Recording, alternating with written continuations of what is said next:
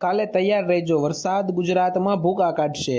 તો જીએસટી ફેરફાર, સરકાર દ્વારા આટલી વસ્તુઓ કરવામાં આવી સસ્તી। વિદ્યાર્થીઓ માટે સરકારનો સૌથી મોટો નિર્ણય। ભાગીને લગ્ન કરનારાઓ ખાસ જોઈ લેજો। ગુટખા તમાકુ ઉપર સરકારનો સૌથી મોટો પ્રતિબંધ। ગુજરાત સરકાર તરફથી મફત સાયકલ યોજના।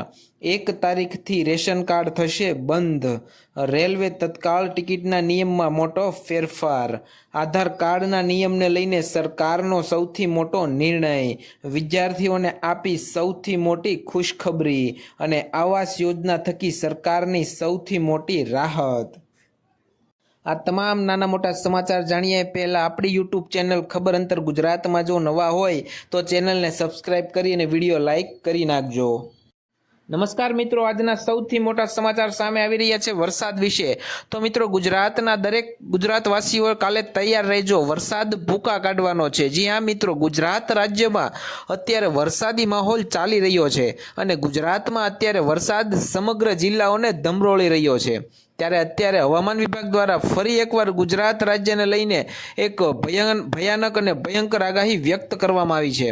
તો મિત્રો, અત્યારે બંગાળના ઉપસાગર અને અરબ સાગર ઉપર જે ગુજરાતના દરિયાકાંઠો રહેલો છે તે બંને સાગરમાં અત્યારે વર્તમાનમાં ભેજવાળા પ્રવાહને કારણે તારીખ 3 જુલાઈથી રોજ 6 જુલાઈ સુધી ભારેથી અતિ ભારે વરસાદનું અનુમાન હવામાન વિભાગ દ્વારા આપવામાં આવ્યું છે અને એ વિસ્તારોમાં રેડ એલર્ટ જાહેર કરવામાં આવ્યું છે હવામાન વિભાગ દ્વારા।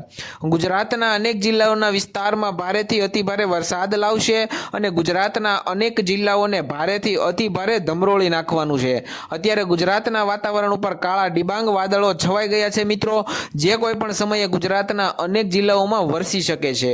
ગુજરાતના વાતાવરણમાં અત્યારે 50 થી 55 કિલોમીટરની ઝડપે ગુજરાત પર પવન ફૂંકાઈ રહ્યો છે અને ચોમાસું છે આગળ વધી રહ્યું છે।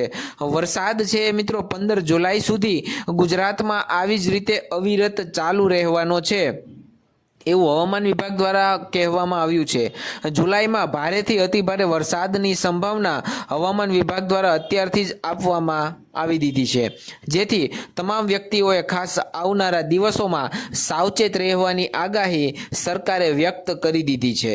ત્યારબાદ મિત્રો, બીજા સૌથી મોટા સમાચાર સામે આવી રહ્યા છે કે 1 તારીખથી તમારું રેશન કાર્ડ થશે બંધ।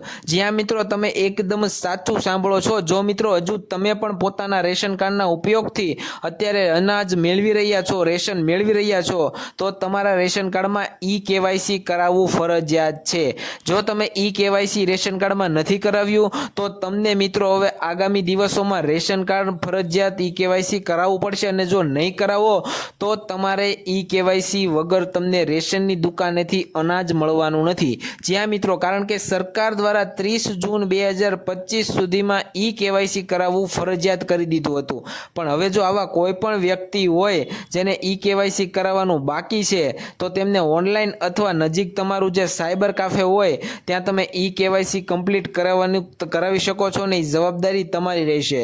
નહીતર જો તમે ઈ-કેવાયસી નહીં કરાવો તો જ્યારે પણ તમારો રાશન આવશે, એટલે કે ચોખા, ઘઉં, મીઠું, તેલ, ખાંડ, આ કોઈ પણ પ્રકારની વસ્તુ છે સરકાર દ્વારા તમને ફ્રીમાં આપવામાં આવે છે, એ સરકાર દ્વારા હવે બંધ કરી દેવામાં આવશે। એટલે ખાસ નમ્ર વિનંતી છે તમામ મિત્રોને કે તમારું રેશન કાર્ડમાં ઈ-કેવાયસી બાકી હોય તો તમે એક ચેક કરી લેજો। આપણે પ્લે સ્ટોરમાં તમને એપ્લિકેશન મળી જશે માય રાશન કરીને, એમાં તમને સંપૂર્ણ ડિટેલ મળશે, એમાં ઈ-કેવાયસી તમે જાતે પણ કરી શકો છો। તો 1 તારીખ સુધીમાં તમે રેશન કાર્ડ બંધ થઈ જશે, એટલે તમે ધ્યાન રાખજો, રેશન જોતું હોય, લેવું હોય, અનાજ મેળવવા માટે ઈ-કેવાયસી કરાવવું ફરજિયાત છે। ત્યારબાદ મિત્રો, ખૂબ જ અગત્યપૂર્ણ સમાચાર સામે આવી રહ્યા છે કે સરકારે રેલવે ટિકિટના નિયમોને લઈને કર્યો છે મોટો ફેરફાર। જ્યાં મિત્રો દરેક વ્યક્તિઓ ખાસ સાંભળજો, સરકાર દ્વારા બુધવારે એક મોટો નિર્ણય લેવામાં આવ્યો હતો। રેલવે મંત્રાલયે કહ્યું કે હવે રેલવેનો વપરાશકર્તાઓને પોતાનો આધાર ઓથેન્ટિક વિના તત્કાળ એટલે કે ઇમરજન્સી ટ્રેનની ટિકિટ બુક કરી શકશો નહીં। એટલે કે હવે જ્યારે તમે તમારી રેલવેની ટિકિટ બુક કરાવો છો ત્યારે તમારું આધારનું વેરિફિકેશન વેરિફિકેશન જરૂરથી કરાવવું પડશે, ફરજિયાત કરાવવું પડશે. ત્યારબાદ જ તમે રેલવેની ટિકિટ છે એ બુક કરી શકશો. આ મોટો ફેરફાર સરકાર દ્વારા 1 જુલાઈ 2025થી લાગુ કરવામાં આવ્યો છે અને 15 જુલાઈથી અમલમાં પણ આવી જશે. એટલે આ સિસ્ટમ દ્વારા રેલવેના વાસ્તવિક જે વપરાશકર્તાઓ છે એને જરૂર પડ્યે કન્ફર્મ ટિકિટ મેળવવામાં આ સુવિધાથી મદદ મળશે. આ ઉપરાંત PRS કાઉન્ટર અધિકૃત એજન્ટ પર તત્કાળ ટિકિટ બુક કરવા માટે તે વ્યક્તિના મોબાઈલ પર એક OTP વેરિફિકેશન કરવું જરૂરી છે. ઉપરાંત સરકાર દ્વારા અધિકૃત એજન્ટો ટિકિટ ખુલ્યાના પ્રથમ 30 મિનિટમાં તત્કાળ ટિકિટનું બુક કરી શકશે નહીં, જેથી સામાન્ય વ્યક્તિ પણ હવે ટિકિટ બુક કરી શકે. આ માટે સરકારે 80 ક્લાસ માટે 10 થી સાડા સ્લીપર ક્લાસ માટે 11 સુધી હવે તમે ટિકિટ બુક કરી શકશો. ત્યારબાદ મિત્રો ખૂબ જ અગત્યપૂર્ણ સમાચાર સામે આવી રહ્યા છે કે આધાર કાર્ડના નિયમોમાં સરકારે કર્યો સૌથી મોટો બદલાવ. જ્યાં મિત્રો અત્યારે સરકાર દ્વારા UDIના CEO ભુવનેશ કુમારે અત્યારે એક મહત્વપૂર્ણ બાબત જણાવી છે અને કહ્યું છે કે સરકાર અત્યારે એક નવી એપ બનાવવા જઈ રહી છે. તેમાં લગભગ 1 લાખ મશીનોમાંથી 2000 મશીનોને નવા ટૂલ પર અપડેટ કરવામાં આવ્યા છે. તેમને વધુમાં કહ્યું કે તમે ફિંગરપ્રિન્ટ અને RSI આપવા સિવાયના ઘણા બધા કામ તમે ઘરેથી બેઠા કરી શકો છો. તેનો અર્થ એ થયો કે મિત્રો આધાર કાર્ડમાં ઘરે બેઠા તમારું નામ, સરનામું, મોબાઈલ નંબર અને તમારું એડ્રેસ ઘરે બેઠા જાતે જ તમે બદલી શકશો. આ માટે તમારે કોઈ પણ પ્રકારના સાયબર કાફે, પોસ્ટ ઓફિસ કે બેંકના ધક્કા ખાવાની જરૂર નહીં પડે. સરકાર દ્વારા નવી સુવિધા માટે અત્યારે સરકારે UDI નામની એક એપ્લિકેશન પણ બનાવી છે, જેમાં તમે જાતે ઘરે બેઠા તમારા સાચા પુરાવા આપીને તમે પણ તમારા આધાર કાર્ડમાં જરૂરી ફેરફારો છે એ મફતમાં કરી શકો છો. ત્યારબાદ મિત્રો સૌથી મહત્વપૂર્ણ સમાચાર વિદ્યાર્થીઓ માટે આવી રહ્યા છે. સરકારે લઈ લીધો છે વિદ્યાર્થીઓના તરફેણમાં સૌથી મોટો નિર્ણય. જ્યાં મિત્રો સમાચાર વિદ્યાર્થીઓ માટે આવી ખુશ ખબર. ગુજરાતના તમામ વિદ્યાર્થીઓ માટે સરકાર દ્વારા સૌથી મોટો નિર્ણય લેવામાં આવ્યો છે. બાળકોની કલા પ્રતિભાઓ ખીલવા માટે ગુજરાત શિક્ષણ બોર્ડ ન્યૂ એજ્યુકેશન પોલિસી 2022 હેઠળ સરકાર દ્વારા અત્યારે તમામ વિદ્યાર્થીઓ માટે મોટો નિર્ણય લેવાયો. જે અંતર્ગત ગુજરાતની પ્રાથમિક શાળાઓમાં બેગલેસ ડેનું સેલિબ્રેશન થશે. જેમાં મિત્રો બાળકો દર શનિવારે સ્કૂલ બેગ એટલે કે તેઓને ઠેલો લીધા વિના, પુસ્તકો વિના શાળામાં જવાનું રહેશે અને બાળકોને પુસ્તકના જ્ઞાન સિવાય બીજી અન્ય પ્રવૃત્તિઓ કરાવવામાં આવશે, જેથી બાળકો પોતાનું પુસ્તક સિવાય પણ બહારનું જ્ઞાન પ્રાપ્ત કરી શકે. ગુજરાતની પ્રાથમિક શાળાઓમાં આવતા શનિવારે એટલે કે 5 જુલાઈથી સ્કૂલ બેગનો અમલ થશે અને ગુજરાતના તમામ પ્રાથમિક શાળાના વિદ્યાર્થીઓ દર શનિવારે સ્કૂલ બેગ વિના ફરજિયાત જાય એવું સરકાર દ્વારા નિર્ણય લેવામાં આવ્યો છે.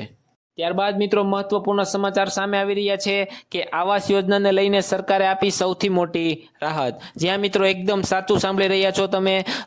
સરકાર દ્વારા પ્રધાનમંત્રી આવાસ યોજના અને અન્ય સરકારી સહાય આવાસ યોજનાના લાભાર્થીઓને વાર્ષિક માત્ર 200 ઘર વેરો ચૂકવવો પડશે. આ વેરો નવો દર માત્ર ગુજરાત રાજ્યમાં સમાન રીતે સરકારે લાગુ કર્યો છે. એટલે કે જો હવે તમને પણ પ્રધાનમંત્રી આવાસ યોજના થકી સરકારી ઘર મળ્યું છે તો તેમને હવે માત્ર તમારે 200 રૂપિયા વાર્ષિક વેરો ચૂકવવાનો રહેશે. આ વેરો નવો દર સમગ્ર ગુજરાતમાં અત્યારે સરકારે લાગુ કરી દીધો છે. કોઈ પણ ગ્રામ પંચાયત હવે 200 રૂપિયા કરતા વધુની રકમ વસૂલ કરી શકશે નહીં. આવો નિર્ણય રાજ્ય સરકારે સ્પષ્ટ રીતે અત્યારે જ કાયદાકીય રીતે જાહેર કર્યો છે. આ નવો વેરો ઘરવેરો આગામી 4 વર્ષ સુધી અમલમાં રહેશે.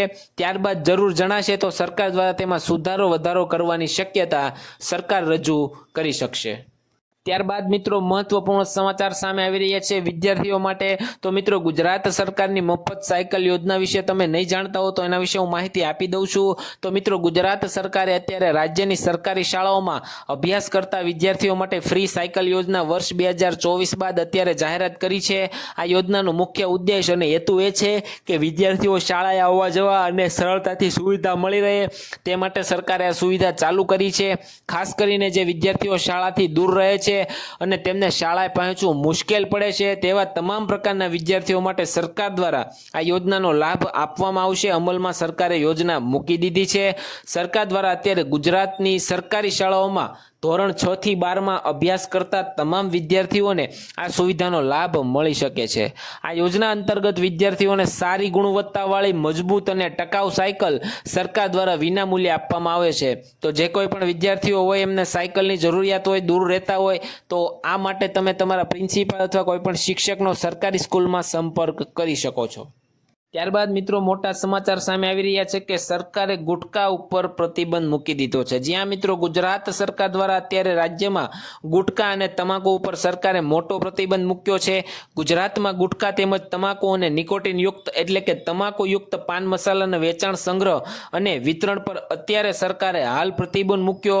ગુજરાતના નાગરિકોના સ્વાસ્થ્યને વધુ શુદ્ધ અને વ્યવસ્થિત રીતે બનાવવા માટે સરકારે આ પ્રતિબંધ 13 સપ્ટેમ્બર 2024 જ લાગુ કર્યો હતો, પરંતુ તેને 1 વર્ષ લંબાવવાનો સરકારે નિર્ણય કર્યો હતો।